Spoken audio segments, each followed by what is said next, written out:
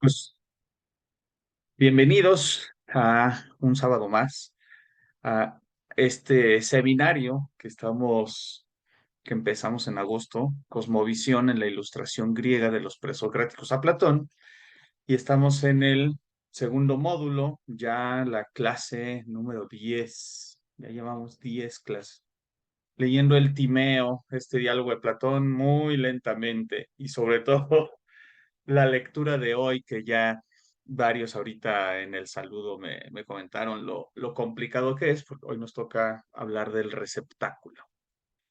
Entonces, vamos a compartir los apuntes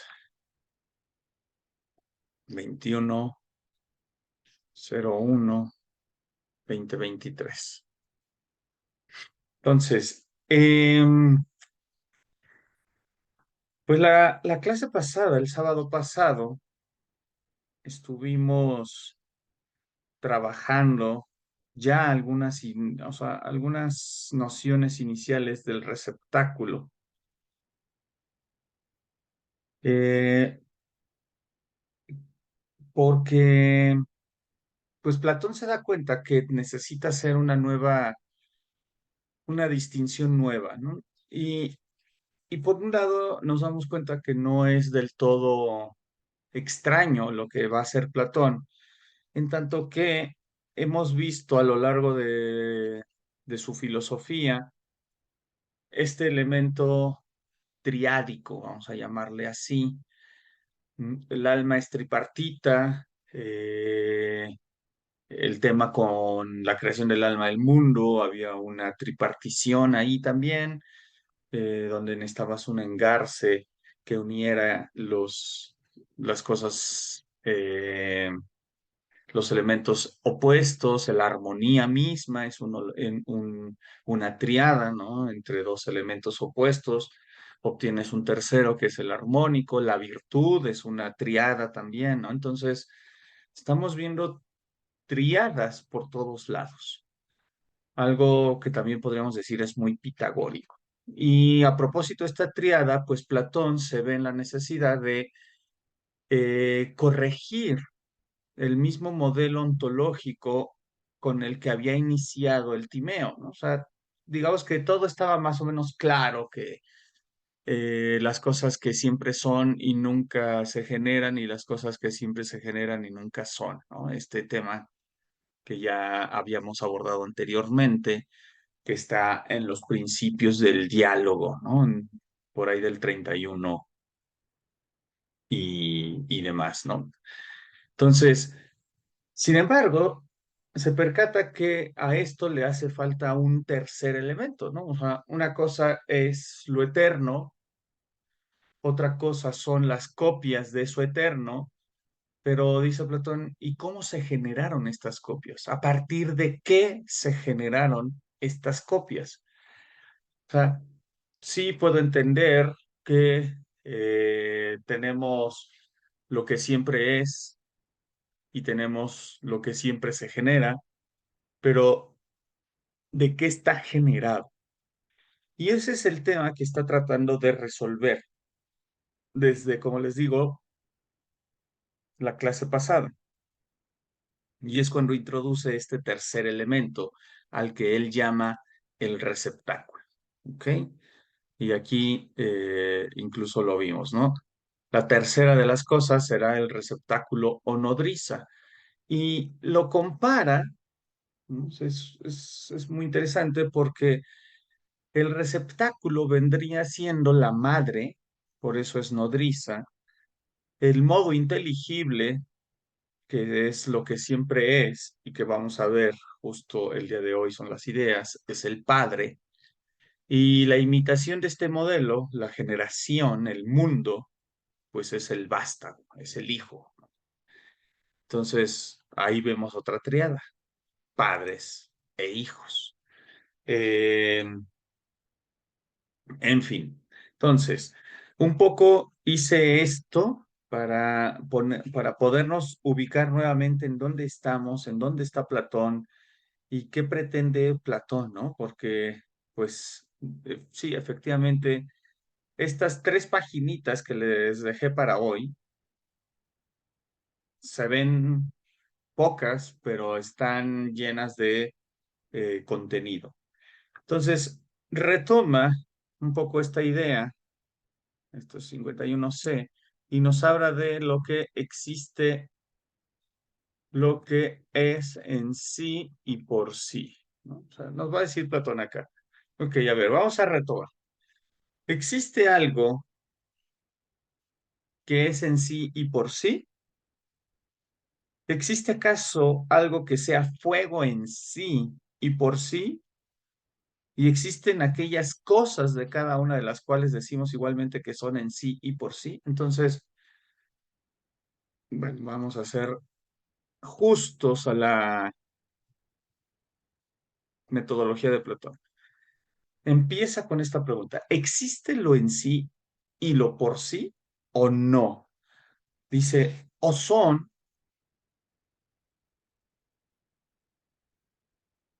solo una palabra.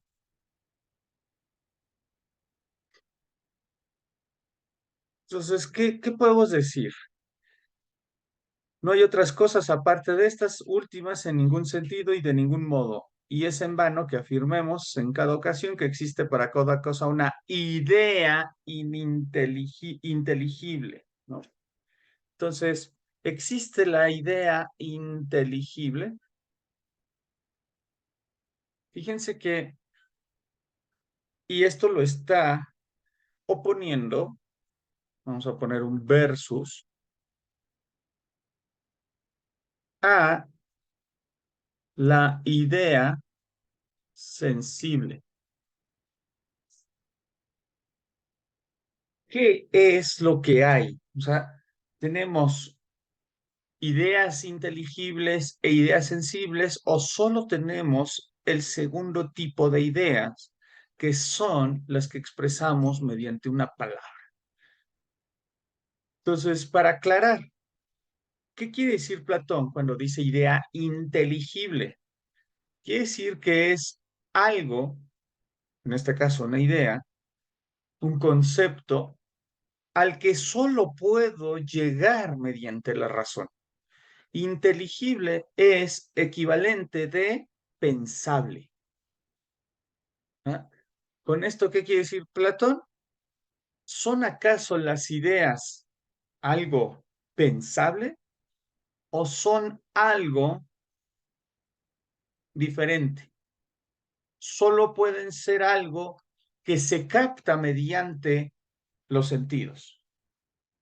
Entonces, una idea inteligible, dice Platón, puede ser el fuego en sí o solo pienso el fuego, o sea, solo tengo una idea del fuego por el fuego físico. Por ejemplo, tengo aquí de estas pelotitas antiestrés, ¿no? En realidad, más que para antiestrés, yo la uso porque una vez me lastimé un ligamento del antebrazo atornillando una, ¿cómo se llama? Montando una cosa de estas para la tele. Y pues lo hice con demasiada fuerza y crack, sentí aquí el tirón. Bueno, entonces, ¿cómo fortalecer esto? Porque es esto es lo que duele cuando os atornillo con esto. Entonces, aquí tengo esto. Esto, la idea de esta pelotita que tiene además forma de un balón de fútbol americano, solo existe porque la estoy viendo. O sea, es decir, esto no lo habían visto ustedes antes. Entonces, al verlo, ahora tienen una imagen de esto. Y esto es una idea sensible. O sea, esto es lo que está Platón tratando de averiguar en este primer momento. Tenemos ideas sensibles, que son todas las ideas que llegan a nosotros, o sea, llegan a nuestra razón mediante la captación de las mismas por medio de los sentidos. Esto es a lo que se refiere Platón con sensible. Inteligible es que si yo los mando a comprar otra pelotita, ¿no? Y para la siguiente clase todos van a tener que traer un antiestrés en forma de balón de americano. La idea inteligible sería que ustedes fueran a conseguir una. Pero aquí viene el problema que está viendo Platón. ¿Ustedes buscarían una idéntica a esta o ustedes buscarían una que tuviera las propiedades de esta sin ser esta? ¿Qué quiere decir esto? Que es el punto, o sea, es uno de los puntos medulares aquí. Si ustedes van a buscar esta pelotita, nunca la van a encontrar porque esta pelotita solo existe en un lugar, conmigo. O sea, esta pelota antiestrés solo la tengo yo. Oye, pero se fabricaron 1 millón. Sí, pero esta solo la tengo yo. Y ustedes solo están viendo esta. O sea, no están viendo ninguna otra, están viendo esta. Es más, en estricto sentido tendrían que buscarla de color azul. Entonces, ¿qué pasa si salen a la tienda, que yo la compré, por cierto, no, creo que fue en Miniso? Sí, creo que está aquí en México, allá no sé en Ecuador, pero acá en México tenemos una tienda que se llama Miniso, que es una tienda japonesa que vende productos japoneses a precios bastante más accesibles algunos, otros en realidad es la finta. Y me encontré con esto y dije, ay, está re bueno. Entonces, en estricto sentido, ustedes tendrían que ir a buscar esta pelotita, pero no pueden porque esta pelotita ya es mía. Y toda otra pelotita de estas antiestrés es única. O sea, ninguna pelotita antiestrés es idéntica la una a la otra.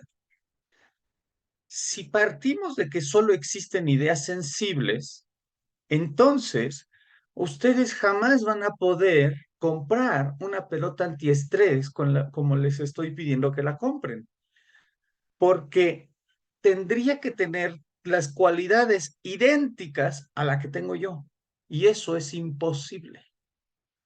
En el mundo sensible, la identidad no existe en este sentido de idéntico, ¿ok?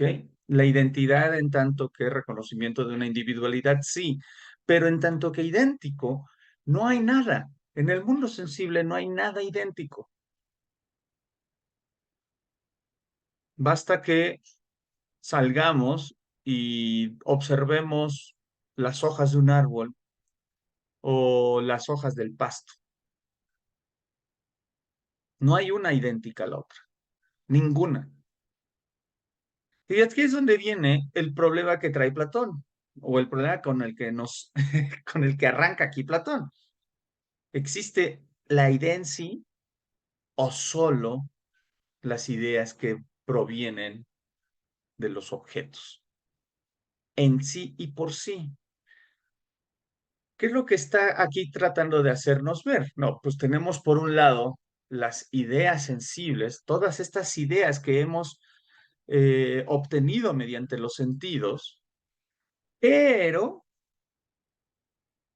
lo único que he hecho es ahí formar una imagen sensible del objeto, pero sin darme cuenta también he captado otra cosa, o más bien, al captar la idea sensible, hubo o sea, se gatilló internamente algo, que es la idea inteligible.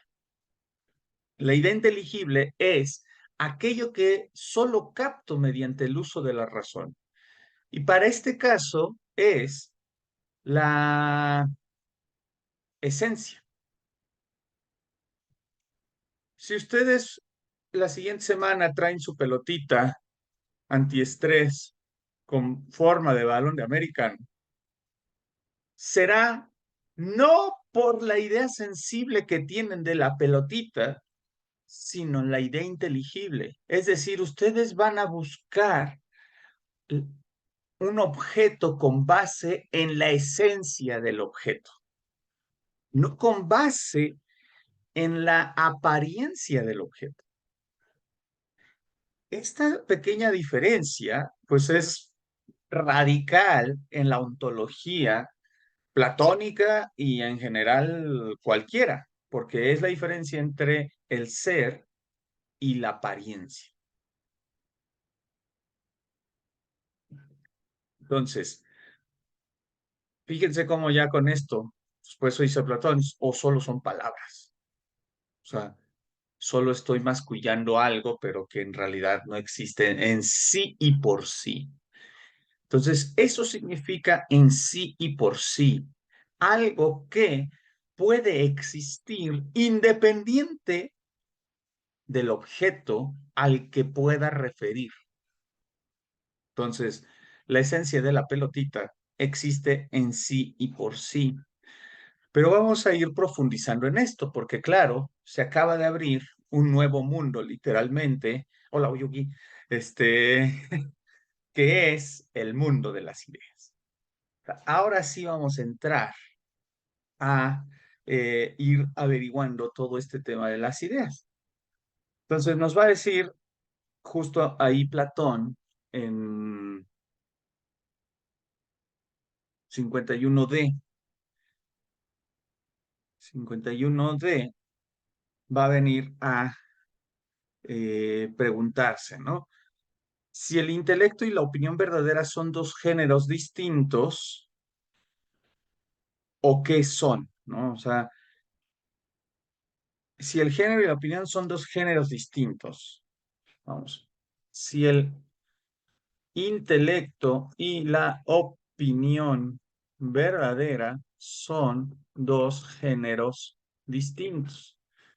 Entonces, esta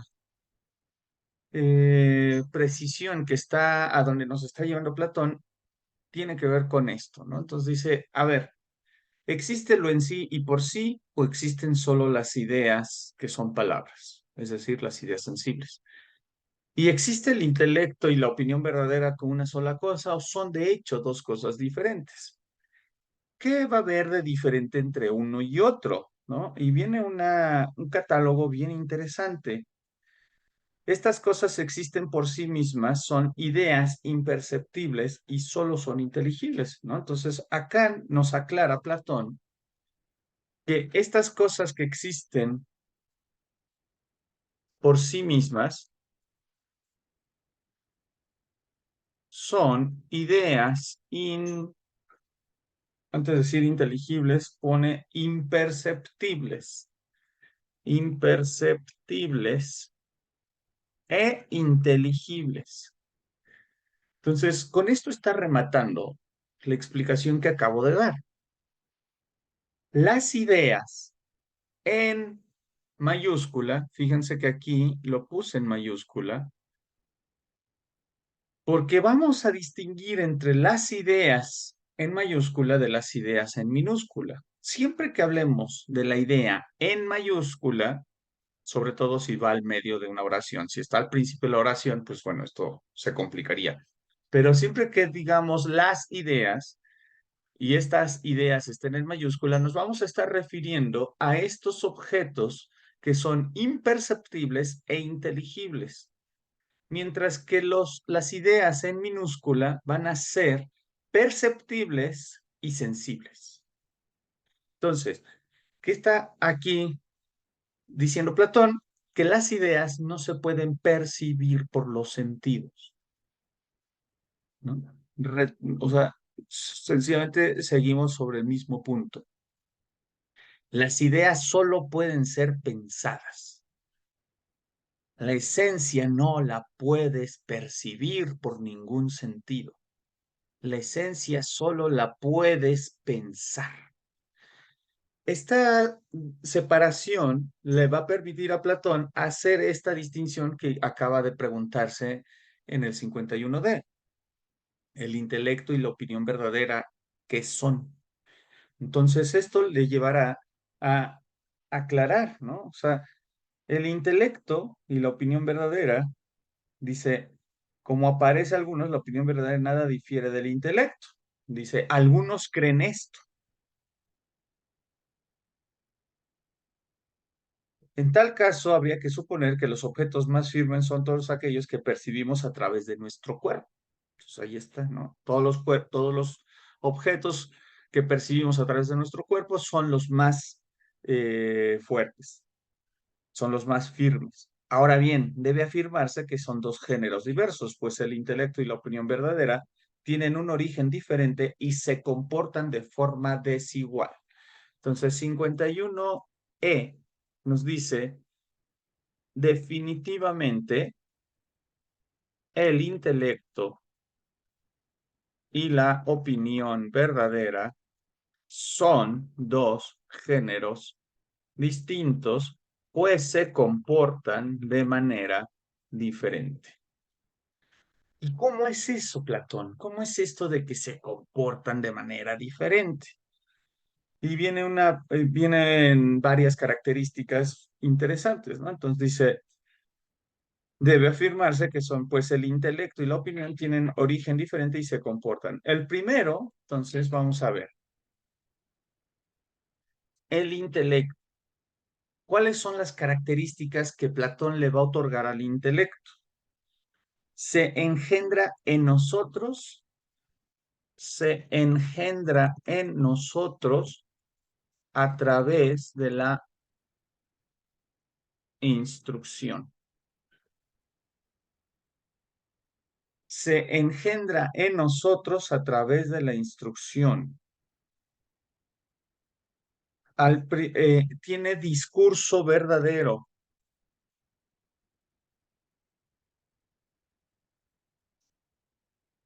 Además, es inamovible. Tiene también la característica de que los dioses participan de él y una porción pequeña del género humano. Esta porción pequeña del género humano, ya nos lo había dicho antes en varios momentos, República, Fedro, Fedón, son los filósofos, ¿no? Los filósofos, piensa Platón, son aquellos que pueden, o sea, que buscan este discurso verdadero y buscan estar emparentados con el intelecto. Mientras que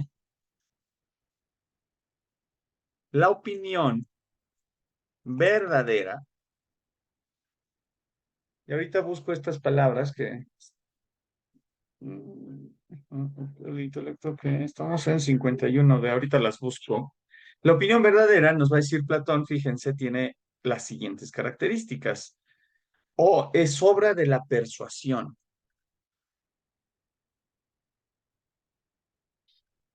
Es obra de la persuasión. Es irracional.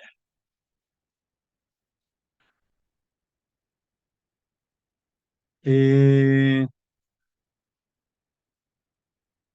Alterada por la persuasión. Ah, porque aquí inamovible, en realidad es inamovible por la persuasión, que es muy, o sea, una verdad es una verdad. Y por más que quieras persuadir, la verdad es la verdad.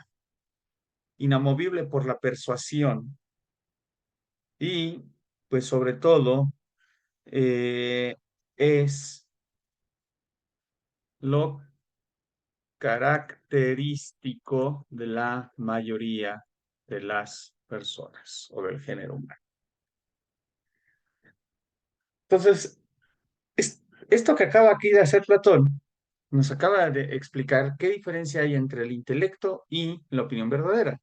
El intelecto será así llamado. Ay, les dije que iba a buscarles la cita. Entonces, 51 de que es doxa aleces versus el nus.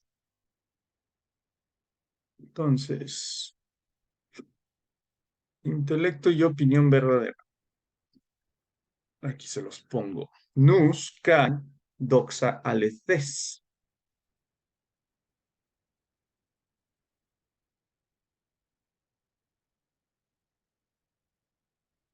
Entonces, nous es la palabra griega para intelecto.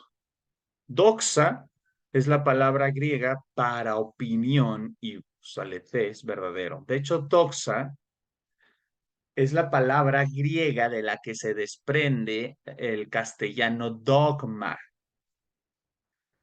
Porque es muy, o sea, es muy interesante, ¿no? O sea, doxa también significa gloria. Si leemos los evangelios, que creo que ya les había comentado aquí que los evangelios, bueno, todo el Nuevo Testamento está escrito en griego. Entonces, si lees el Nuevo Testamento en griego, en el original, cuando se dice la gloria del Señor, doxa, ¿no? Es doxa lo que aparece ahí. Eh, que es una palabra que para la filosofía griega fue muy importante porque sobre todo Platón, Sócrates y Aristóteles buscaron erradicar la doxa y contraponerla con el conocimiento verdadero. Ese conocimiento verdadero es aquí lo que Platón está llamando intelecto. Intelecto es todo aquello que es una verdad y que no puede ser refutada. Entonces, la característica que tenemos es muy, muy clara. La verdad es irrefutable. Lo que puedes refutar son las opiniones. La verdad no. O sea, tú puedes refutar el procedimiento que te llevó a concluir una operación con resultado en 27. Lo que no puedes refutar es que 9 por 3 es 27. Lo que no puedes refutar es que 3 al cubo es 27. Porque la verdad es irrefutable. Y eso es lo que aquí nos está diciendo Platón. En el intelecto es inamovible por la persuasión. La persuasión lo que busca es que aquello que no es inamovible se mueva hacia allá. Entonces, la opinión verdadera puede ser movida por la persuasión, sí, porque como lo dice Platón en otros diálogos, la opinión verdadera nos va a servir para llegar hacia esas verdades inmutables. Casi todos empezamos con una opinión verdadera. Por ejemplo, el ser humano es un ser emocional. Entonces, esta es una opinión verdadera que tiene una carga de verdad, por supuesto. El ser humano es un ser emocional. Ahora, ¿qué quiere decir eso? Bueno, esta opinión verdadera me lleva a explorar qué es el ser humano como un ente emocional, a conocer que estamos llenos de emociones, a conocer que las emociones son todas estas eh, reacciones químicas, biológicas, endocrinológicas que tenemos todos los seres humanos y que chorrearse en el torrente sanguíneo, llegan al cerebro, alteran los sistemas de pensamiento, nuestra capacidad para pensar con dopamina, sin ella, con bilis, porque imagínense, cuando nos enojamos, el neurotransmisor que estoy usando lleva bilis. Por eso pienso como pienso cuando estoy enojado. O cuando estoy triste, el neurotransmisor no está logrando comunicar ideas con dopamina y esto está alterando. Entonces, esa opinión verdadera del ser humano es un ser emocional lo lleva a un punto en el que pueda entender algo como una verdad absoluta, que es el intelecto, algo que ya es inamovible. Y hay cosas que son inamovibles. Para empezar, todas las matemáticas. Entonces, si sé en qué sistema matemático estoy operando, pues lo que de ahí resulta es inamovible. Por ejemplo, tenemos como saben, a mí que me gusta también todo esto de la física, este, en la física hay dos constantes. O sea, dentro de todo lo que podemos decir, hay dos constantes, la velocidad de la luz y la ley de la gravedad. Son dos constantes. Dos constantes que son tan importantes que la mínima variación en cada una de ellas alteraría por completo la existencia del universo tal y como lo conocemos. Son constantes. En todo el universo, la velocidad de la luz y la ley de la gravedad son constantes. Por eso, la ley de la gravedad en la Tierra se siente de una manera distinta que en la Luna, porque a partir de esa misma constante funciona de una manera distinta a partir de las variables que tiene en su entorno. Otra cosa que me parece aquí súper interesante de la descripción que está haciendo Platón entre intelecto y opinión verdadera es que dice, se engendra en nosotros a través de la instrucción. Es decir, las verdades son resultado de una instrucción correcta. Y recordaremos que para Platón todo este tema de la construcción de un buen gobernante, con lo que empezamos el Timeo. ¿Se acuerdan que el Timeo es también, o pretenden inicialmente ser un diálogo político? ¿Cuál es el mejor sistema de gobierno? Que si la Atlántida, etcétera. Todo esto, pues, es cómo se logra que el ser humano sea el mejor ser humano a través de la instrucción, la pedagogía, la educación para Platón, la crianza, y de esto hemos hablado ya en otras ocasiones en este seminario. Y aquí está otra vez, la instrucción te lleva a la verdad, la falta de instrucción te lleva a la opinión verdadera en el mejor de los casos. Y, eh, y esto, ¿no? Bueno, continúo. Si esto es así, dice Platón, 52a, si esto es así, tendremos que convenir que existe en primer lugar la idea. Por lo tanto, existe la idea. Y esta idea nos viene a dar Platón algunas características. Se comporta idénticamente, ¿no? O sea, la idea se comporta idénticamente, es inamovible e indestructible. Ah, inengendrada, en realidad es lo que quiere decir, lo que escribió aquí Platón. Inengendrada e indestructible. Inengendrada, no lo conoces, diccionario, vamos a agregarte esa palabra. Inengendrada e indestructible. Entonces, la idea que es la que nutre el intelecto tiene que comportarse idénticamente, no ser engendrada y ser indestructible. Es decir, la idea no puede cambiar, por eso se comporta idénticamente. ¿Qué quiere decir que se comporta idénticamente? Que siempre que tú hagas algo, esto va a resultar igual. Siempre que tú sumes 2 más 2, vas a obtener 4. Siempre que dejes caer un objeto desde cierta altura, o sea, siempre que sueltes un objeto, este va a caer. O el caso que es bastante más interesante, siempre que prendas fuego, el fuego va a subir. O sea, un objeto va a caer y el fuego siempre va a subir. Y esto siempre, esto es algo, ¿no? O sea, la idea tiene ese comportamiento, siempre es idéntico, no puede ser, como llamaríamos actualmente, voluble. O sea, la idea no puede ser voluble, no puede cambiar, es siempre idéntica a sí misma. Esto en términos humanos nos llevaría a algo de lo que se habla mucho en todos los ámbitos de la existencia humana, que es la integridad.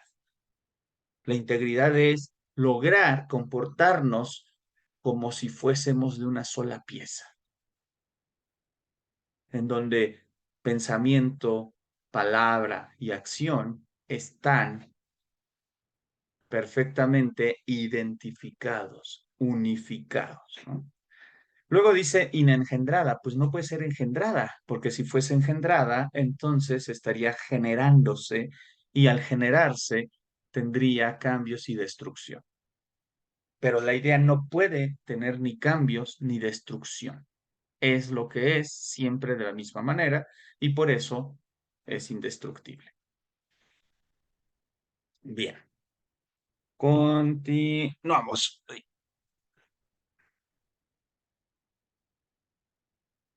Eh, y dice, y no acoge en sí mismo ninguna otra que provenga de otra parte ni marcha ella misma hacia ninguna otra. O sea,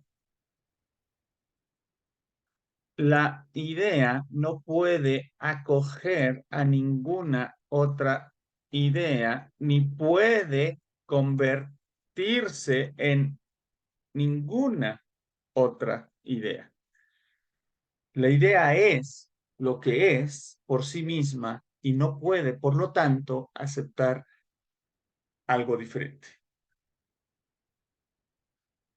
Cada idea es verdadera en sí misma. Y entonces es donde va a venir todo el tema, ¿no? Eh, eh, Hay una segunda especie del mismo nombre que de aquella que es semejante pero perceptible y engendrada. Hay una segunda especie que es perceptible y engendrada. Esta es la idea sensible. ¿Ok? Justo esto de lo que ya habíamos hablado anteriormente. Y todo esto lo está haciendo Platón para poder llegar a este tema complicadísimo, como les decía en el saludo inicial de hoy, ¿no? Ríos de tinta se han derramado tratando de explicar lo que viene a continuación. O sea, ¿qué quiso decir Platón con el receptáculo? Pues es todo un tema que no ha sido del todo, pues digamos, satisfactorio en sus explicaciones, ¿no? Porque justo ya que llega esto, nos dice, existe a su vez un tercer género, el del espacio que siempre existe. 52b. Existe un tercer género, el del espacio que siempre existe. El del espacio que siempre existe. Entonces, el tercer género, el del espacio que siempre existe, eh, acá ahorita les pongo la, porque es la primera vez que va a aparecer esta palabra. El espacio que siempre existe es, en griego, horas aie. Y lo que tengo aquí es esta palabra. Esta palabra es la primera vez que la usa Platón para referirse al espacio. Entonces, utiliza jorá. Jorá, en lugar de utilizar eh, topos, por ejemplo, que era una forma antigua de referirse al espacio, y o Joti, que era el lugar también. Y esta Jorá, que si bien también Homero había hablado de la Jorá, pero había hablado de la Jorá de una manera distinta. Ahora, aquí hay algo interesante que quiero compartir antes de continuar, ¿no? Esto, ya pongo acá, no perderme. Esto, confrontar, por ejemplo, lo que sucede en la Ilíada, específicamente en el canto sexto, 516. En el canto sexto, en 516, eh, la Jorá, cuando escribe Homero la Jorá, está refiriéndose al sitio donde Héctor acaba de hablar con su esposa y desde el cual parte hacia el combate. Entonces, aquí la Jorá será desde el sitio donde Héctor habla con su esposa y desde el cual saldrá hacia el combate. Porque aunque no es precisamente lo que no va a ser exactamente lo que Platón va a entender por Jorá, tenemos un antecedente importante. La Jorá como este sitio, porque aquí es concretamente un lugar físico, que es el aposento de Héctor y Andrómaca, su esposa, ¿no? Cuando Héctor llega y le dice, tengo que enfrentar a Aquiles. Y su esposa le dice, no lo hagas. Y él le dice, tengo que hacerlo. No puedo, ¿no? Esto es todo, el canto sexto de la Ilíada es un canto muy bonito para reflexionar sobre el tema del deber y temas morales, ¿no? O sea, el destino, la libertad, el honor, la lealtad, ¿no? O sea, es un tema, es un canto muy interesante. Entonces, aquí lo importante es este punto. Utiliza Homero la palabra jorá para describir el sitio, el lugar desde donde Héctor partirá y donde está dándole la noticia a su esposa. Esto, bueno, irá evolucionando hasta convertirse en algo ontológico. En Platón, la jorá tiene carácter ontológico. ¿Qué quiere decir que tiene carácter ontológico? Que forma parte de la composición del mundo. O sea, es un ser, tiene una composición que da origen al ser del mundo. Y entonces, regresando a nuestro diálogo, dice Platón, este espacio siempre existe, no admite corrupción, sino que proporciona una sede a todo lo que nace. En Timeo, la Jorá será aquello que proporciona un lugar, ¿no? Que proporciona,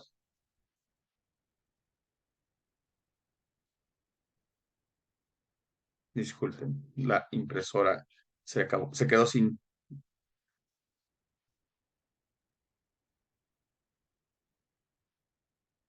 proporciona una sede a todo lo que nace.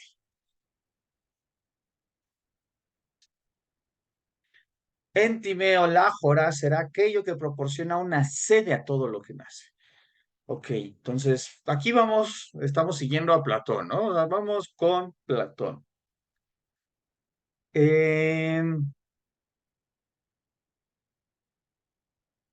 Vamos a ver qué quiere decir esto. Dice, esta Jorá es captable sin el concurso de los sentidos. Esto, o sea,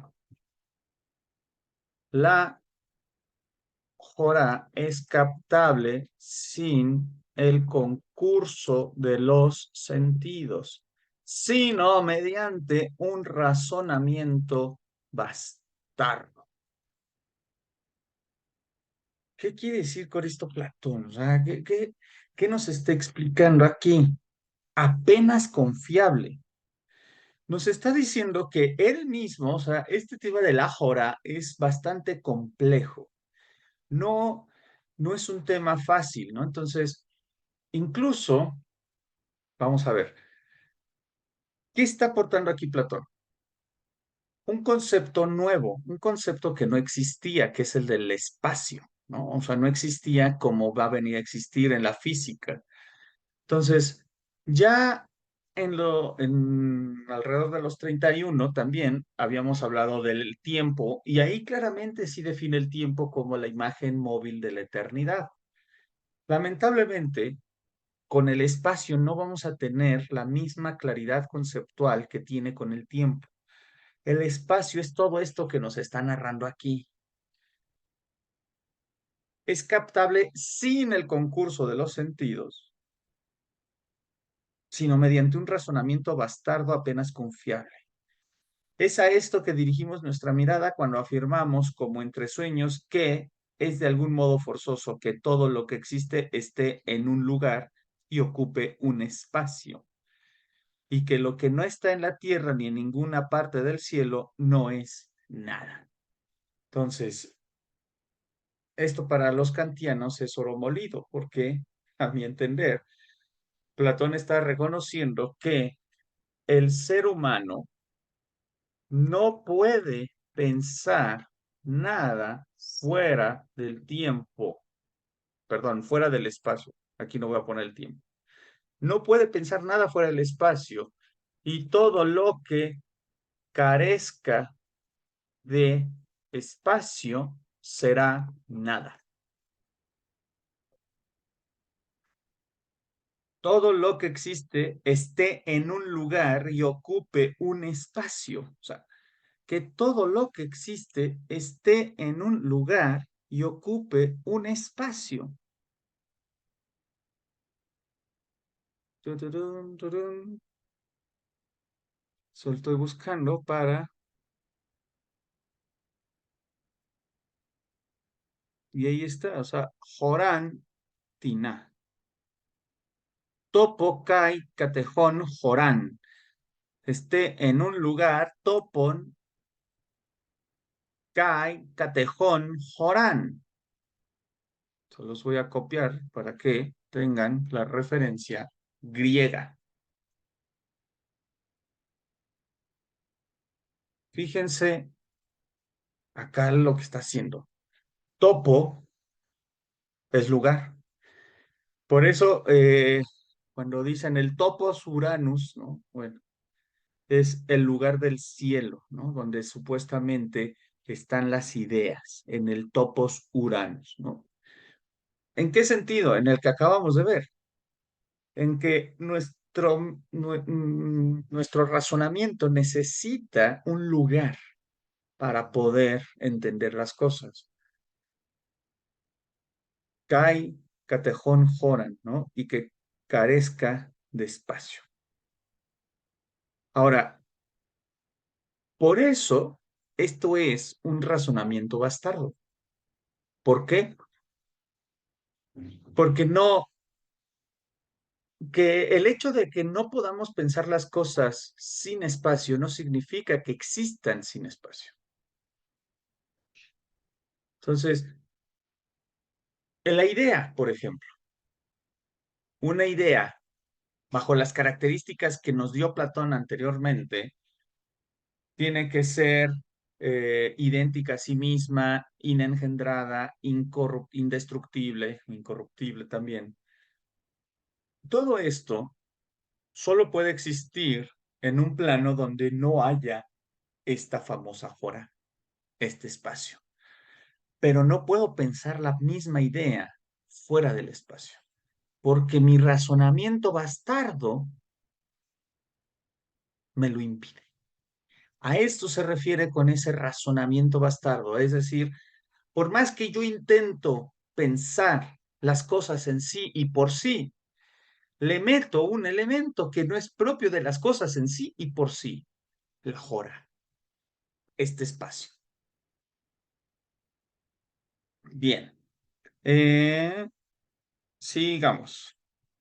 Entonces, somos incapaces de decir la verdad también acerca de la naturaleza insomne y verdaderamente existente cuando estamos despiertos. O sea, 52C, cuando estamos despiertos, somos incapaces de hablar, como lo dice aquí Platón, somos incapaces de decir la verdad. acerca de, somos incapaces de decir la verdad acerca de la naturaleza insomne, acerca de la naturaleza insomne. Ahora, aquí también es algo, aquí Platón se metió con un tema, ¿no? Qué lástima que eh, no entró Maru, porque estamos hablando de los sueños. O sea, cómo incluso cuando soñamos tenemos este tema. Cuando sueño, ¿no? O sea, ayer, ¿no? Bueno, esta madrugada, soñé que estaba en una especie de casa, que de repente era una mansión y de repente eran unos cuartos que tenían muchos pisos y de repente estaba en una azotehuela, ¿no? O sea, y cuando despierto trato de explicar todo esto, me resulta imposible, pero mientras estoy soñando, todo tiene sentido. Es interesantísimo. Y dice Platón, algo así nos sucede cuando hablamos de la Jorá. Como que en el sueño parece clara, pero despiertos es muy poco clara. Entonces la Jorá parece clara cuando la pienso filosóficamente, pero es poco clara cuando quiero exponerla filosóficamente. Entonces, cuando a la Jorá tengo un acercamiento intelectual, mediante el intelecto, parece clara. Cuando de la Jorá quiero explicar cómo opera y cómo funciona, es poco clara. Tenemos ese tema.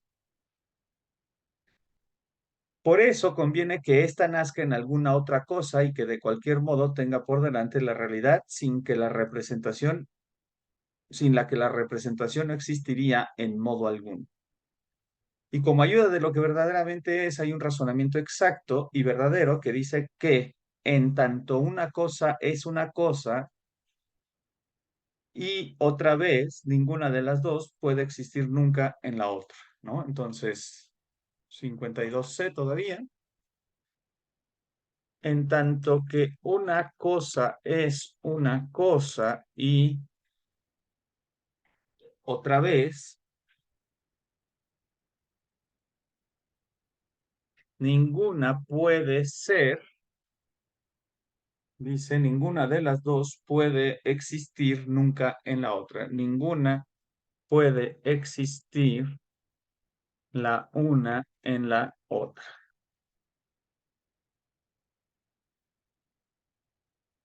Entonces, tenemos con esto lo que Platón nos está diciendo es, la jora va a ser algo diferente de aquello que de la jora sale. De este modo, de modo tal que sean una única cosa idéntica y dos a la vez. Eh, entonces, aquí hay pues varias ideas, una y varias, o sea, de modo que tal que sea una única cosa idéntica y dos a la vez. Es decir, todo está hecho de alguna manera de esta jorá, pero nada es la jorá.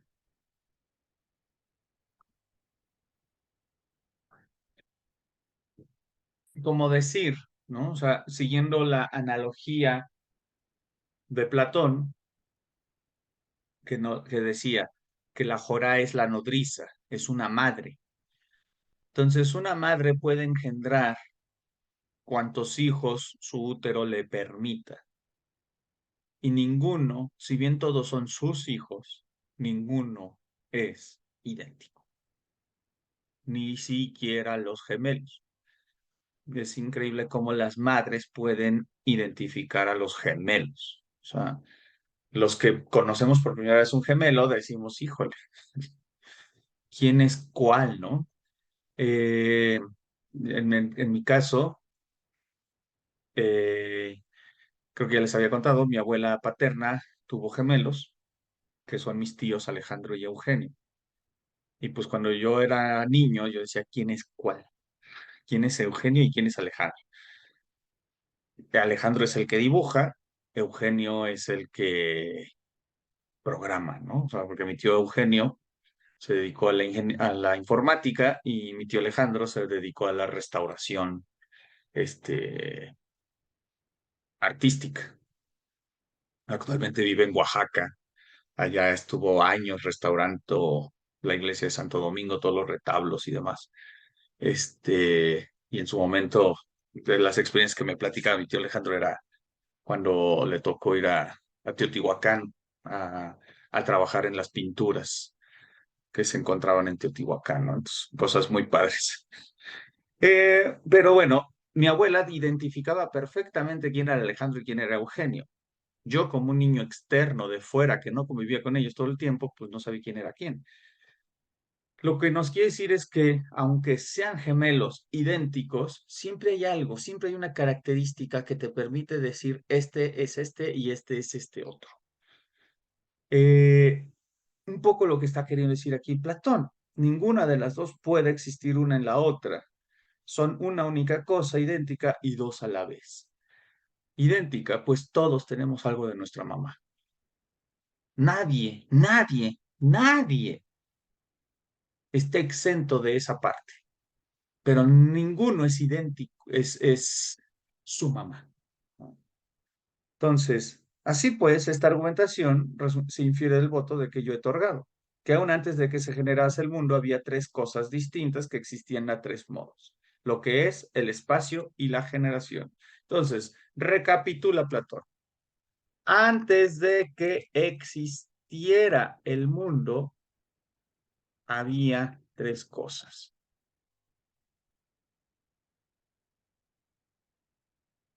Lo que es el espacio y la generación. Lo que es el espacio y la generación.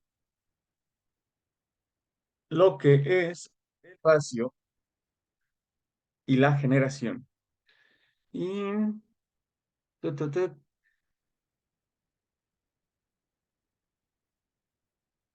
y aquí está la expresión en griego. On, lo que es, te kai jorá, el espacio, kai genesin einai. Y lo que, y la generación. Existían einai, digo, aquí ya no copié el tres cosas, porque luego dice tria, trigen, o sea, existían tres cosas, lo que es, y el espacio y la generación. Bueno, si quieren les pongo el tria.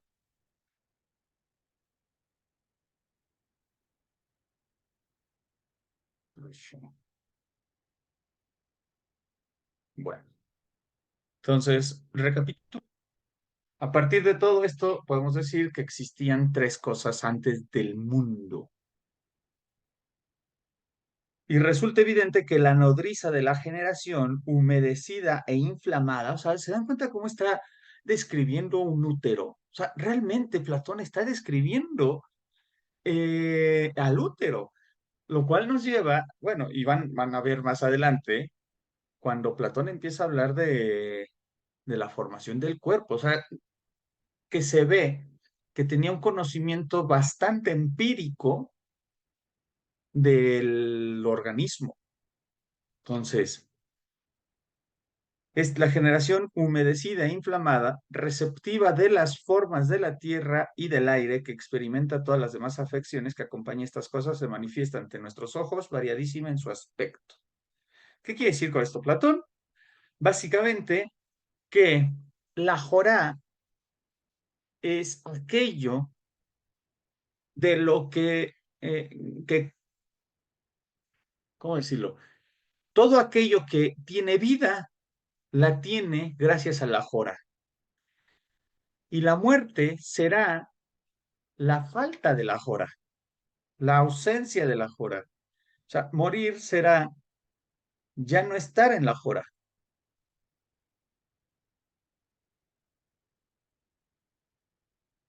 Que esto nos lo dijo antes, ¿no? En el 49E, el espacio receptáculo es aquello en lo cual cada una de las cosas, al generarse sin cesar, hace su aparición y desde lo cual nuevamente se destruye. Y de lo cual nuevamente se destruye. O sea, las cosas que entran y salen de ella son imitaciones de las cosas siempre existentes.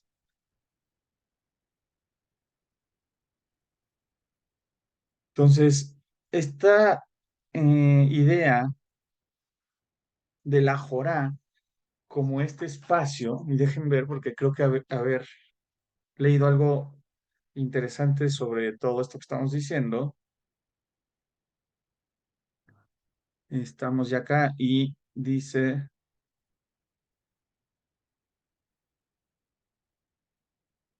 ajá, algo que dice Cornford, el libro de Plato's Cosmology, dice, la Jorá es este lugar en el que entran las cualidades, ¿no? O sea, ¿se acuerdan que habíamos hablado en la clase pasada de que no hay que decir que esto es fuego, sino que esto tiene las propiedades, ¿no? O esto, o sea, parece, se asemeja al fuego. Bueno, el Cornford lo que explica es que eso quiere decir, ¿no? O sea, Platón está haciendo una distinción muy fina entre lo que habían hecho los filósofos anteriores a él, en donde identificaban a estos elementos, fueran el fuego, fueran el agua, fueran el aire, fuera la tierra, y a la gente, los llamados presocráticos, estos protofilósofos, a estos elementos les dieron la característica de cosas. O sea, el fuego es una cosa, el aire es una cosa. Y lo que hace Platón, o sea, esta distinción fina, es decir, no, el fuego no es una cosa, es una cualidad de algo. El fuego, lo caliente, es una cualidad que cuando desaparece, entonces hablamos de frío. El agua es una cualidad, ¿no? Que cuando desaparece tenemos lo seco, ¿no? O sea, lo húmedo y tal, tal, tal. Entonces, y estas cualidades que tienen ciertos, por decir, perdón, los presocráticos a estas cosas le otorgaban ciertos poderes. Y Platón sencillamente va a decir, no, el receptáculo no tiene por sí mismo ninguna característica previa. El receptáculo es amorfo completamente, hasta que alguna de estas cuatro cualidades entran en él: fuego, agua, aire o tierra. O sea, hasta que una de estas cuatro cualidades entran en el receptáculo de alguna manera las acoge y les permite su existencia. Y cuando estas cualidades van desapareciendo, el objeto muere. Entonces, la existencia, la vida, es todo aquello que sucede en el receptáculo y la muerte es todo aquello que se dio porque se salió del receptáculo. Continuamos.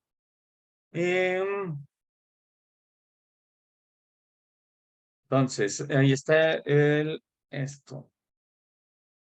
Solo dejen ver, la Jorá no está. Y luego nos dice en por estar totalmente colmada de fuerzas que no se asemejan ni están equilibradas, o sea, la Jorá, la Jorá está colmada de fuerzas que no están equilibradas.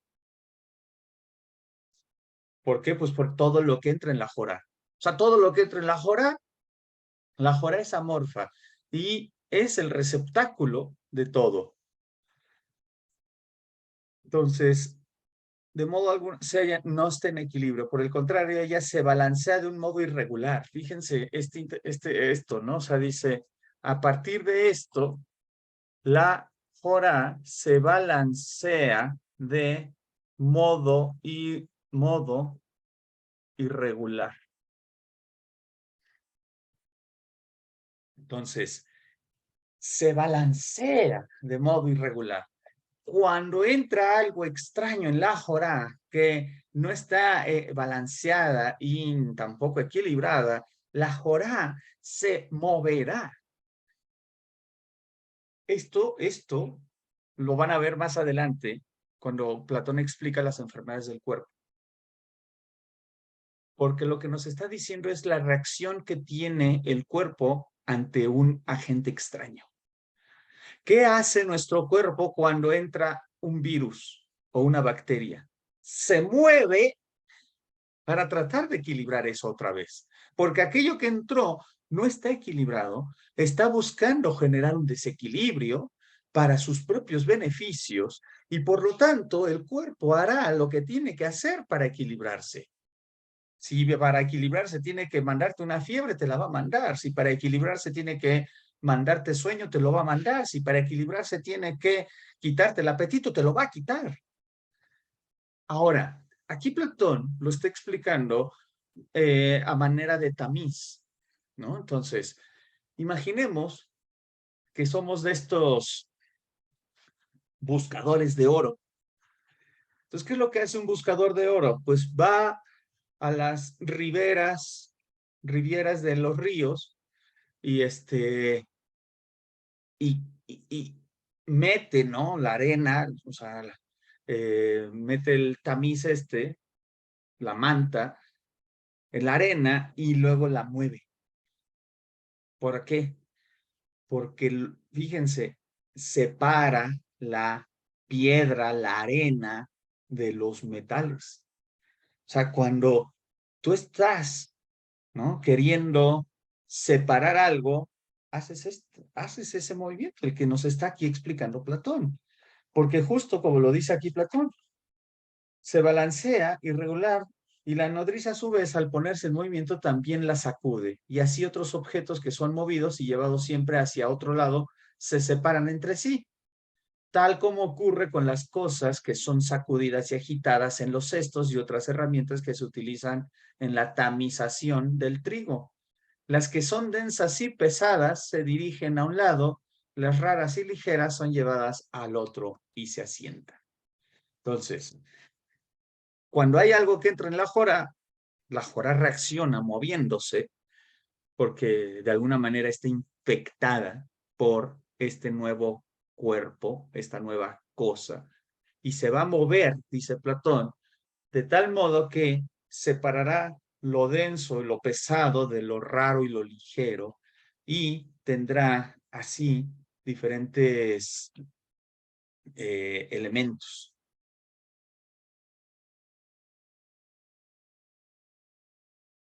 De este modo, también los cuatro géneros son sacudidos por el receptáculo. Entonces, vamos a ver decir, la jorá se moverá y balanceará a los objetos que entren en ella hasta separar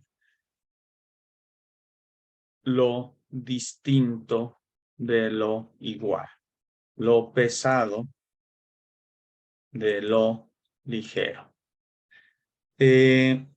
O sea, está describiendo Platón este movimiento de cómo la jorá es como, pues este cuerpo que parece inerte, pero pum, entra y, y cede parte de sus propiedades. Insisto en que esta idea del útero puede resultar muy ilustrativa. O sea, por eso dice, es una madre, es una nodriza, y todo esto que está describiendo es el útero. Entra el esperma en el útero y el útero reacciona, ¿no? O sea, ahí va a haber una reacción, ahí hay un ente extraño. Ahora, si este esperma se encuentra con un óvulo y lo fecunda, ¿qué va a pasar? Nuevamente hay un ente extraño, muy extraño, este cigoto, este embrión. ¿Y qué es lo que hace el útero? Lo va a recubrir. O sea, ¡pum! Nada más que al hacerlo, está dándole todos los nutrientes y alimentos que necesita este embrión para gestarse y nacer. Eso es un poco lo que está explicando aquí Platón con la jorá. Por eso, todo producto que sale de la jorá, del receptáculo, es el receptáculo, pero no es el receptáculo. Y hace estos movimientos, ¿no? O sea, de hecho, yo siempre lo dije, de broma y no de broma, ¿no? Los hijos, cuando están en gestación, son parásitos. O sea, ¿qué es un parásito? Pues un ente extraño, ajeno a ti, que se está alimentando de ti, sin tu permiso. Este, nada más que estos parásitos son bastante chistosos ya que nacen, ¿no? Hasta eso son una alegría. Eh, Cuando uno aprende a que ya no lloren toda la noche. Pero, y por eso una mujer cuando está embarazada vive un montón de cambios. Las náuseas del primer trimestre en la mayoría de los embarazos son resultado de que tu cuerpo, la jorá, está sacudiéndose. Haz algo con esto. Luego, el cansancio del segundo trimestre y los dolores de la espalda baja y de que, pues, en la medida en la que este parásito va creciendo, se va viendo todas las transformaciones internas en la mujer, ¿no? O sea, los órganos, todo lo que es tu aparato digestivo se concentra en un espacio muy, muy reducido de tu tronco, porque abajo solo hay espacio para un bebé. Y la pelvis se empieza a abrir para dar pie al parto, al canal de parto, etcétera, etcétera.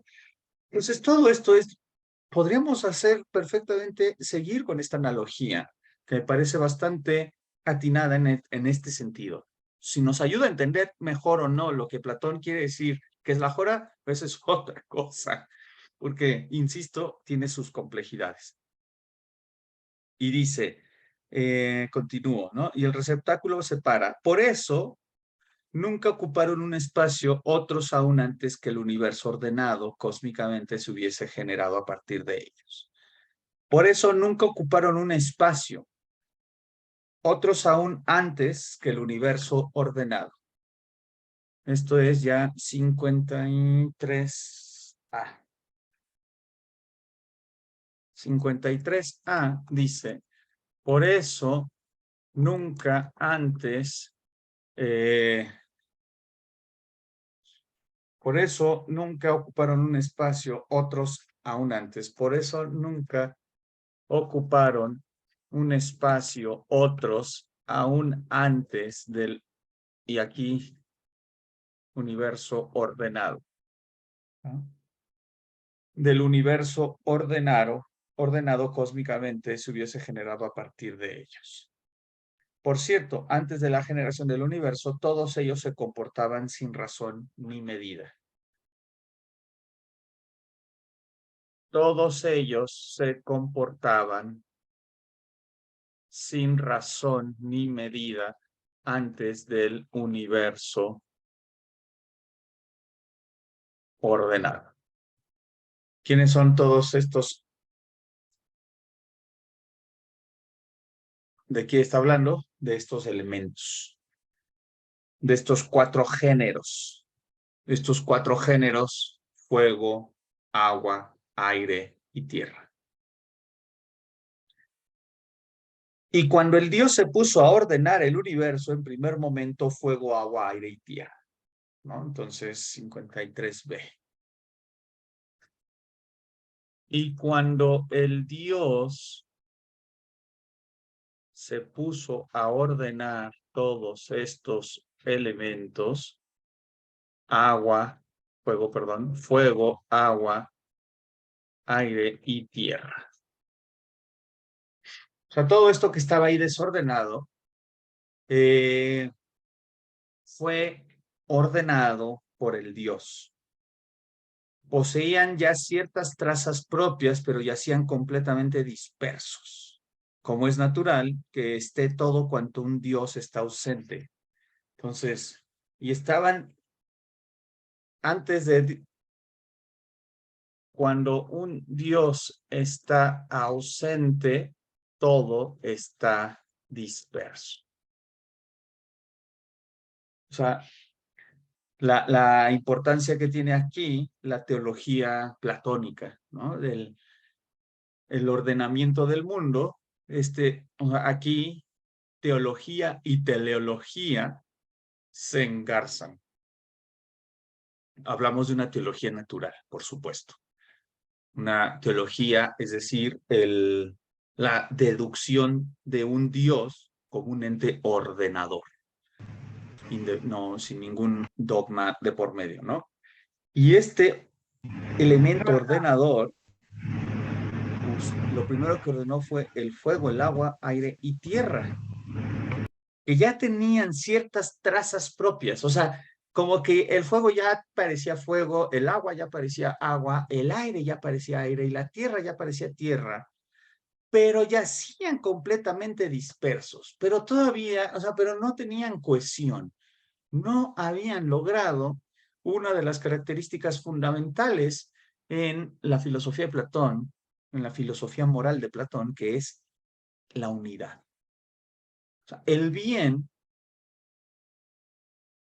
está en varias cosas para Platón y una de ellas es la unidad. Todo aquello que tiene unidad es bueno.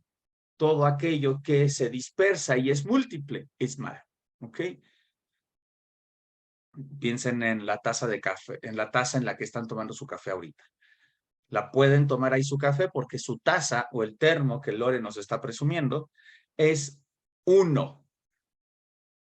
Pero si su termo o su taza estuviera roto en 1000 pedazos, no serviría de nada. Y esto nos lleva a la segunda concepción del bien. O sea, la unidad permite el funcionamiento del objeto.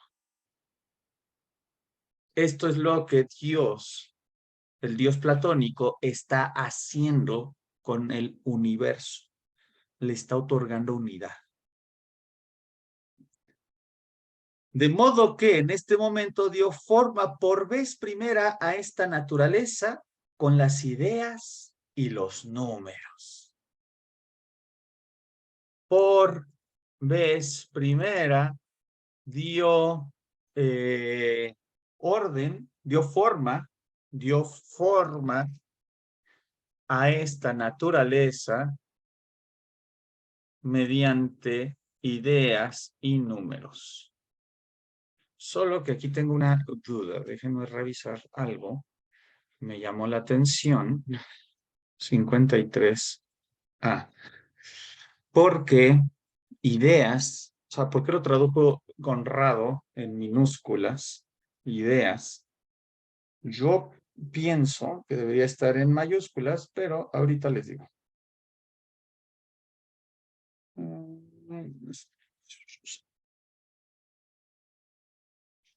53B.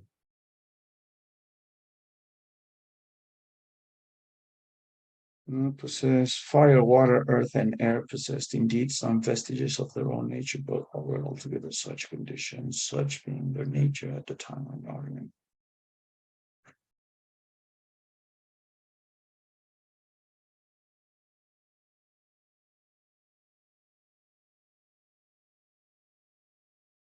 Ahorita checo eso porque tampoco es muy clara en la traducción de Cornful.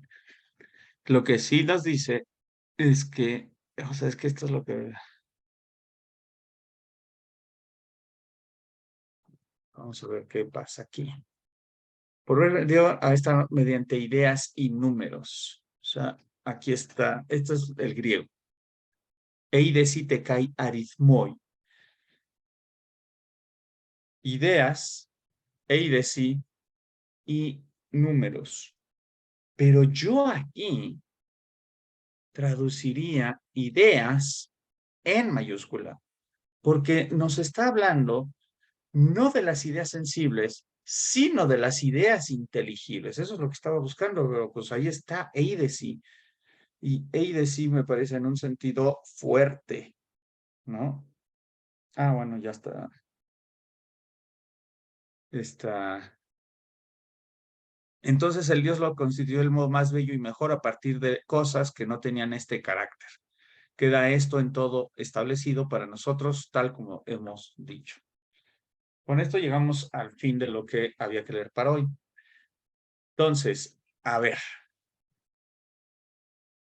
fue un texto complejo, como ya lo dijimos. Espero haber aclarado algunas cosas, seguramente no todas, seguramente hay muchas otras dudas, pero espero que alguno, o sea, que haya habido un poco de luz. Nos quedan ahora sí bastantes minutos para la discusión.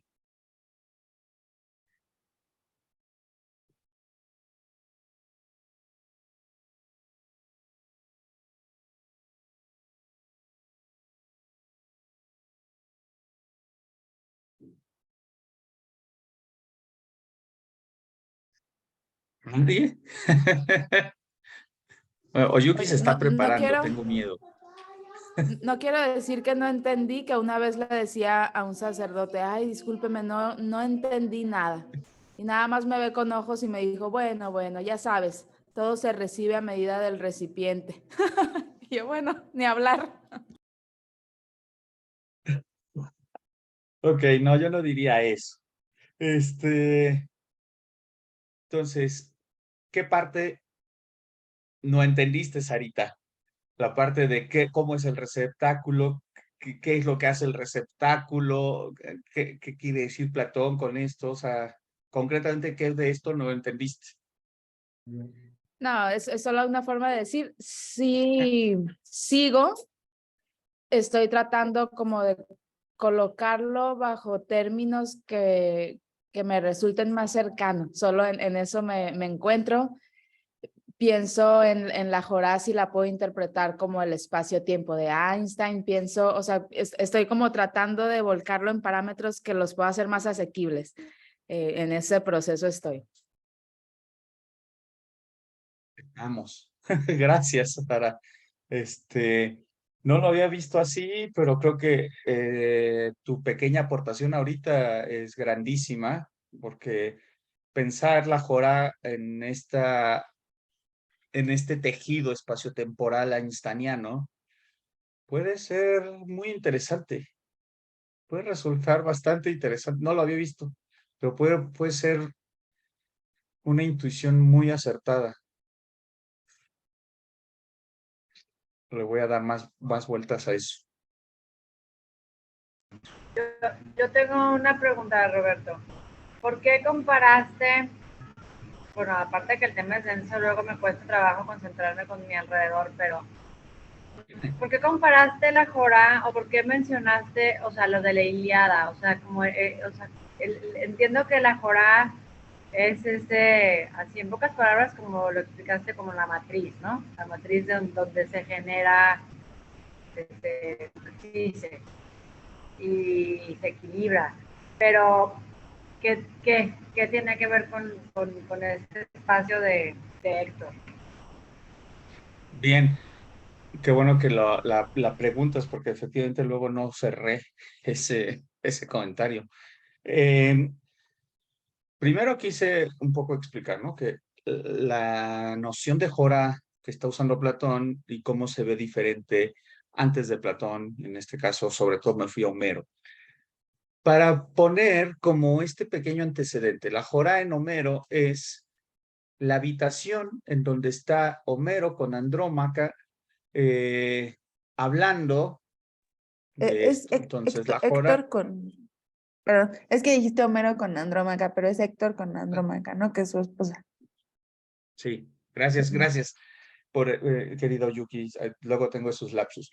Héctor con Andrómaca, en donde Jorá, Homero, la está poniendo como el lugar donde está Héctor y desde donde Héctor sale a batalla. Es decir, es el lugar en donde están y desde donde salen.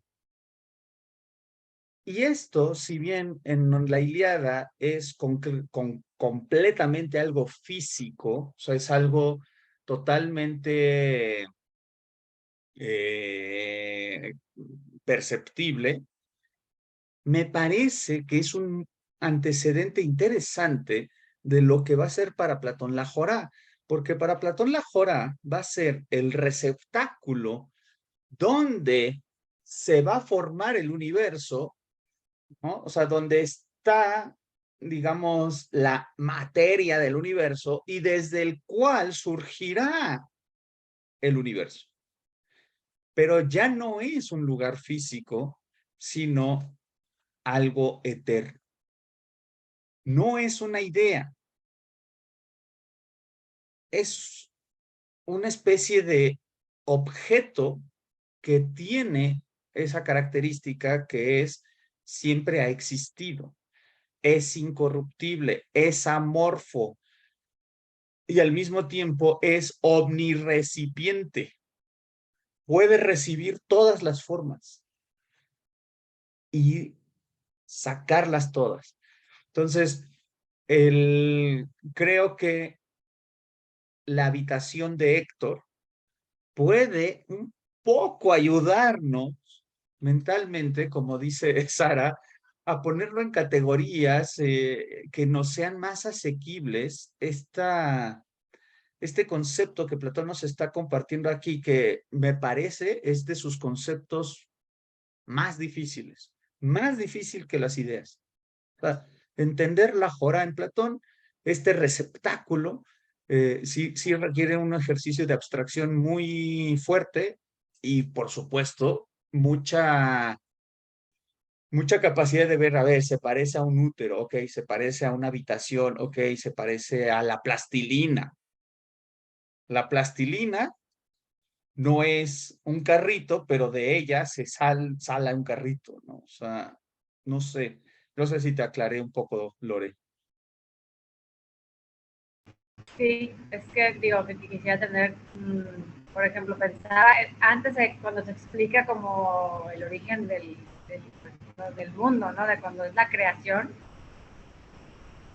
Digo, no lo dijeron, pero es como decir, esto es después de la creación, algo, es algo físico, pues, no, es que ayer que lo leía que te decía que no entendía nada, ¿se está refiriendo al mundo de las ideas o qué está hablando con esto? Y ahorita, pero no sé si estoy captando bien esto, es como más bien así como la matriz de la materia. Bien, es la matriz de la materia, que no es la idea, no es el mundo de las ideas, pero o sea, es que esto es una cosa extraña, porque por lo menos en el código judeocristiano, digamos que la materia y un poco toda la creación es ex nihilo. O sea, Dios crea a partir de la nada. Mientras que Platón nos está diciendo que Dios no está creando a partir de la nada.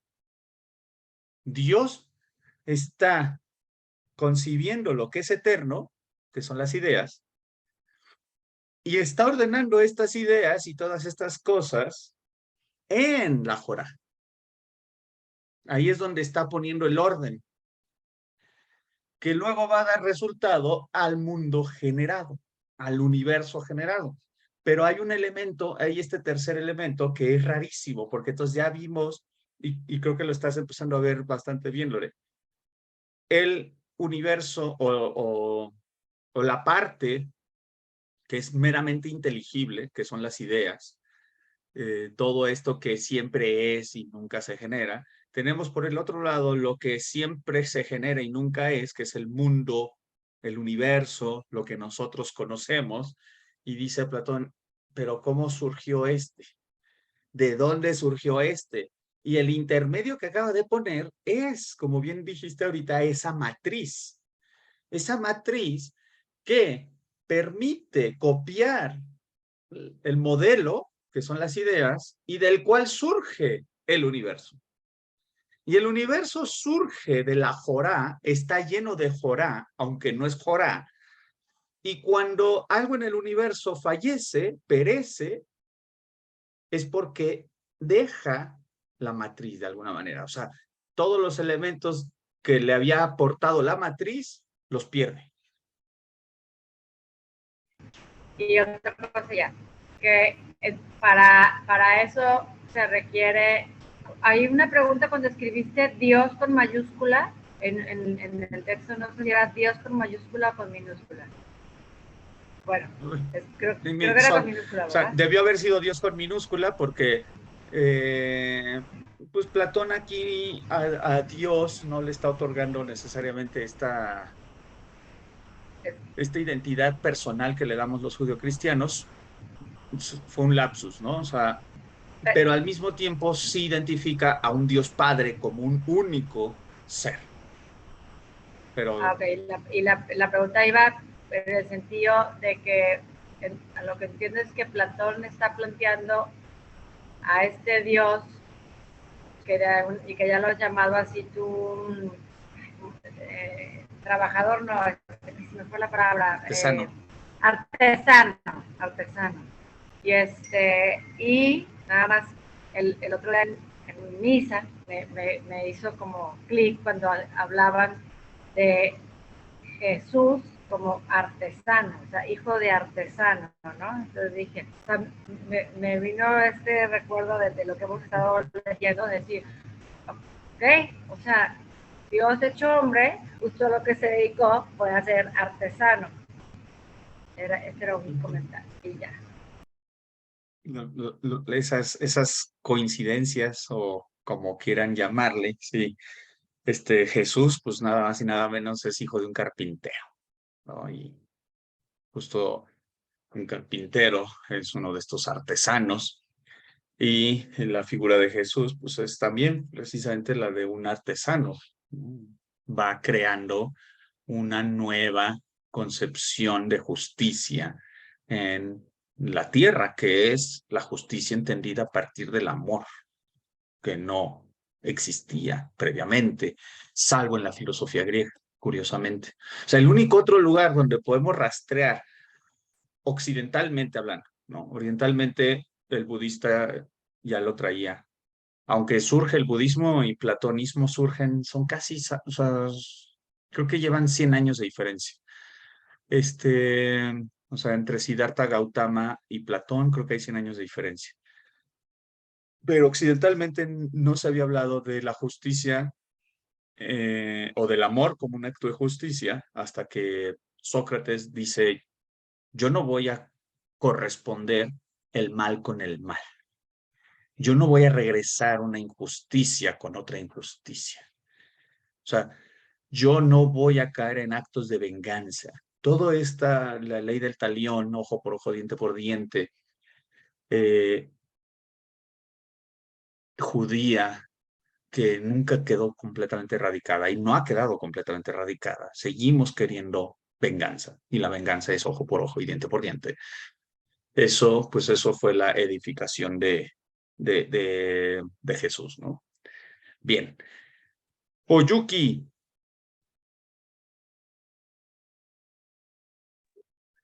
Um, a ver si no digo un disparate, pero en lo de,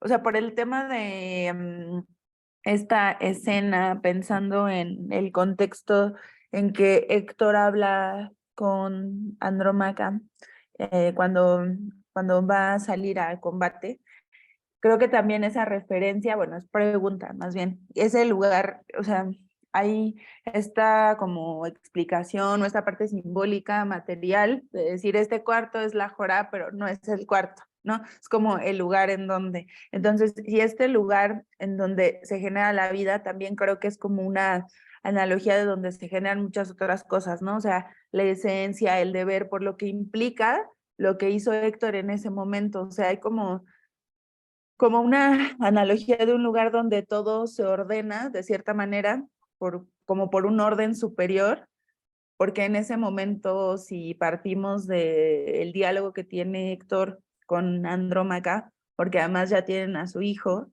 y él está respondiendo por su hermano, o sea, no sé, siento que es como hasta un modelo a escala de una cosa mayúscula, en que pues este combate es también como de, por este lado está Héctor y Paris, ¿no? Por este otro está Agamenón y Menelao.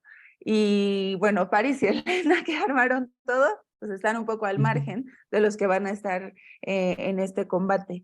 Pero también eso da pie a que Héctor se convierta como en ese papel de héroe porque hay un deber o una esencia del deber o de esta heroicidad detrás de esta acción, porque inicialmente como que Andrómaca no le dice como de que todo bien y ya se vaya, ¿no? Porque al principio pues ella justo pues no quiere, o sea, según entendí esto, ¿no? Porque después ya tengo ahí el filtro mal de cuando no sabía tanto de estas cosas y pues ya ahí Hollywood sabemos que no es histórico, pero como que tengo esas caras en mi cabeza ya puestas en la Ilíada, ¿no? La carita de así de ellos para Agamenón, Menelao, París, Héctor, Andrómaca, Helena.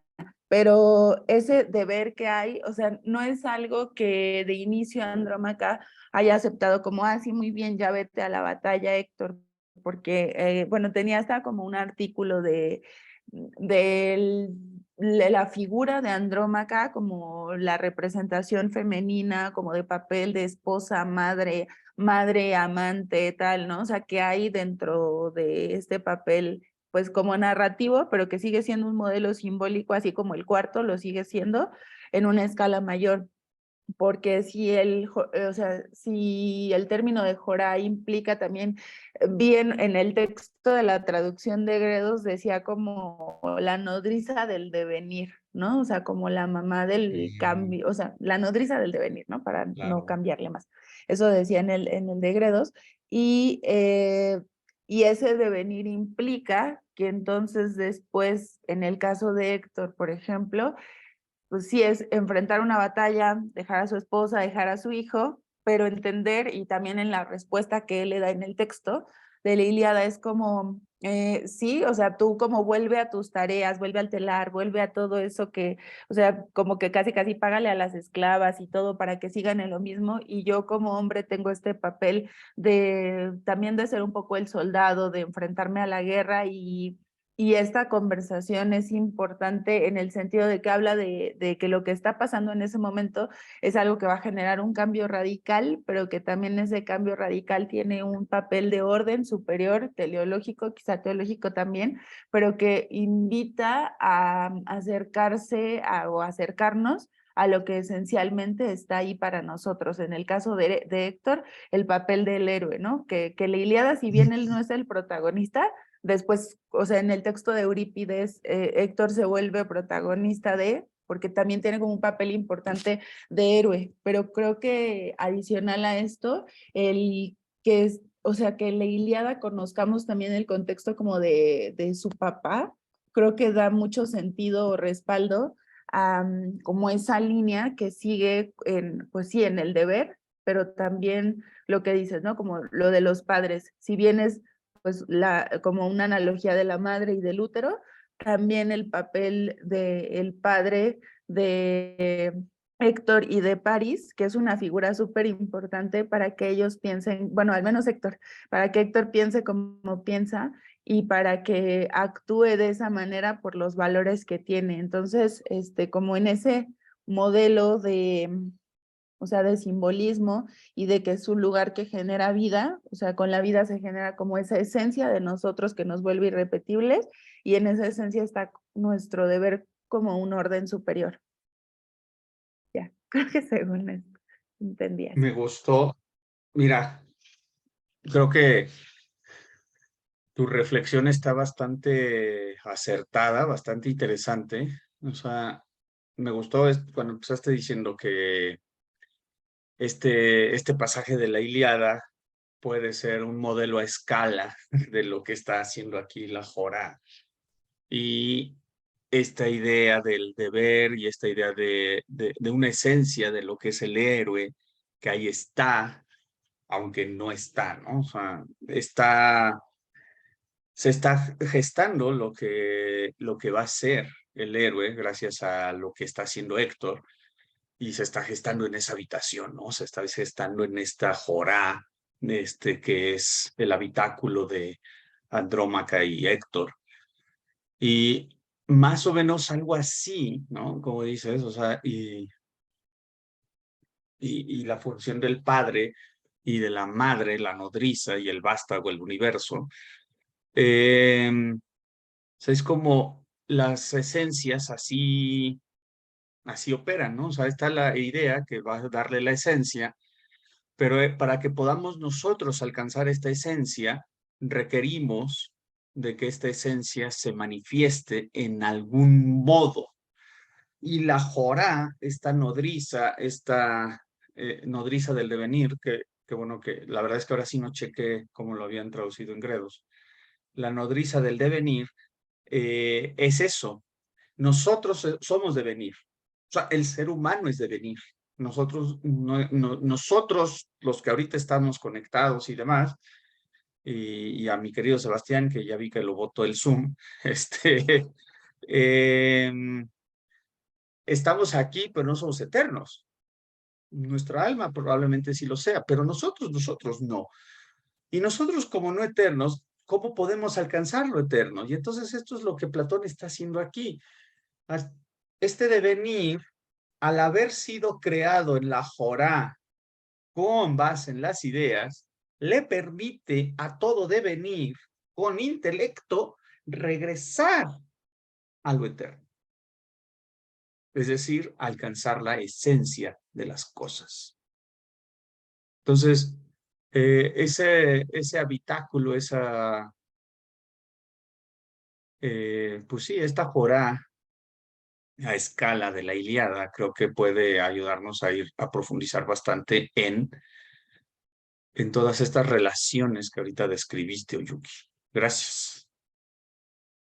Y una cosa, Mini, y de lo de la enfermedad, como de ese balance, ¿no? Que se busca, también me parece como interesante como justo como en el punto de que vemos estas historias y nos da, desde que vemos una tragedia, un texto clásico, el que sea, o este mismo diálogo de Héctor con su esposa, o sea, nos sirve verlo desde fuera, ¿no? Y como que desde fuera le encontramos cierto sentido como espectador que es capaz de ponerse en el lugar de, aunque nunca es como lo que desearíamos, estar en un lugar tan trágico, tan difícil, de dejar, abandonar a alguien que tú quieres, poner de sacrificio a tu familia, y lo que vemos en Sófocles, en Homero, ¿no? Sin embargo, nos da como esa empatía o esa apertura de decir, pues esos en algún momento podríamos ser nosotros, y, o sea, eso nos da como esa lección de, ¿no? Pero siento que también pasa como cuando uno está enfermo, como dices, esto de la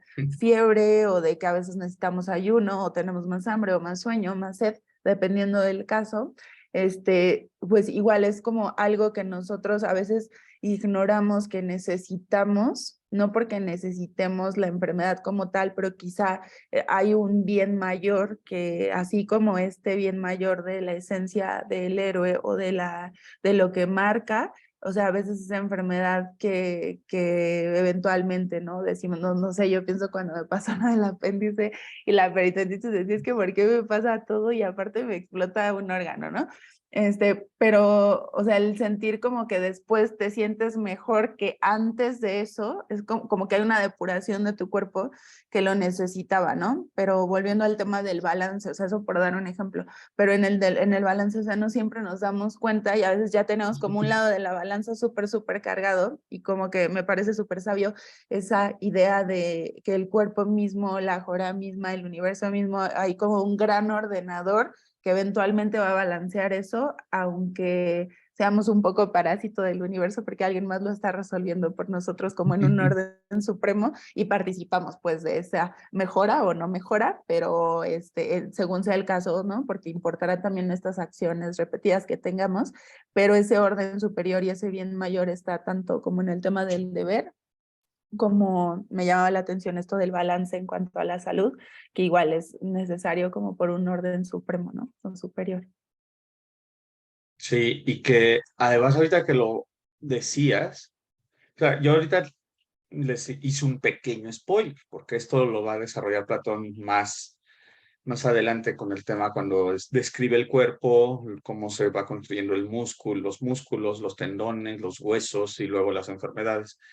Pero además lo estaba pensando, incluso cósmicamente es muy fuerte cómo el universo busca el equilibrio sí o sí, o sea, es el estado ideal universal, no es una cosa humana de, ay, es que quiero ser feliz. Esta felicidad, o sea, este bien mayor que el ser humano le llama felicidad, el universo le llama equilibrio. Es eso es punto. Y lo vimos en 2020.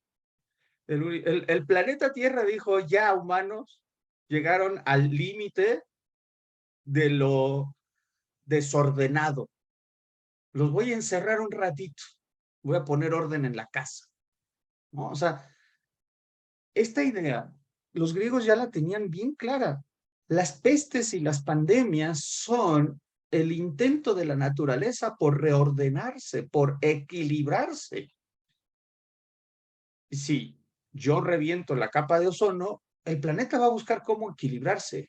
Si se lleva al ser humano de por medio, el equilibrio es más importante que la persona. En el universo, entonces este ordenamiento y esta participación cosmológica o sea, que acabas de notar, creo que es muy fuerte y muy interesante.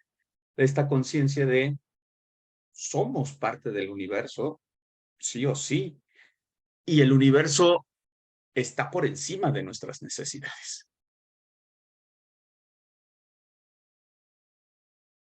Pues creo que algo entendimos hoy. Me parece que algo, o sea, al menos la Jorá nos ayudó a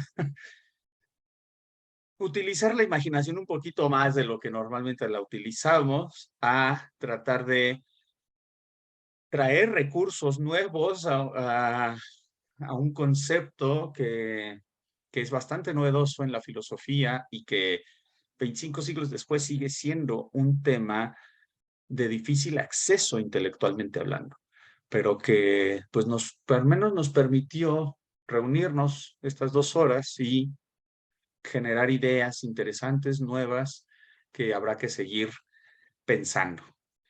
Pues bueno, llegamos entonces ahora sí hasta aquí y para la siguiente clase tenemos que leer, aunque no lo creen, yo aquí tengo lo que les mando en PDF, aquí lo tengo impreso y me voy guiando de ello. Vamos a leer otras 3 paginitas del 53B al 56, que es, ya vi qué es lo que viene. Híjole, creíamos que esto estaba poniéndose difícil.